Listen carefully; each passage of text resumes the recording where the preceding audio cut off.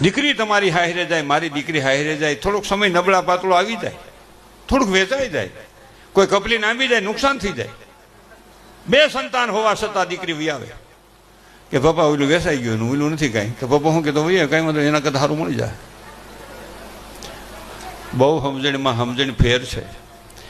આ દેશમાં, ભારતની સંસ્કૃતિમાં અગ્નિની સાક્ષીએ, વડીલોની સાક્ષીએ, સાધુ સંતોની સાક્ષીએ, બ્રાહ્મણોના વેદ ભરેલા ઉચ્ચારો સાથે હું તમે સંસ્કાર સાથે લગ્ન કરીએ છીએ. સંપત્તિ સાથે લગ્ન નથી કરતા, સંસ્કાર સાથે લગ્ન કરીએ છીએ. આ વિચાર મારી લાડલી દીકરીને ને મારા વહાલા સ્વજનને ન ભૂલવો જોઈએ.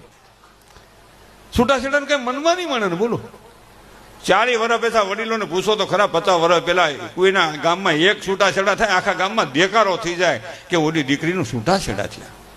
અને આજ તો સવારે એ તો સામાન લઈ ગયા, બસ આપણું આપણે લેવાનું, એનું નહીં લેવાનું, એનું એને એક છોકરો એની પાસે, એક આપણી પાસે.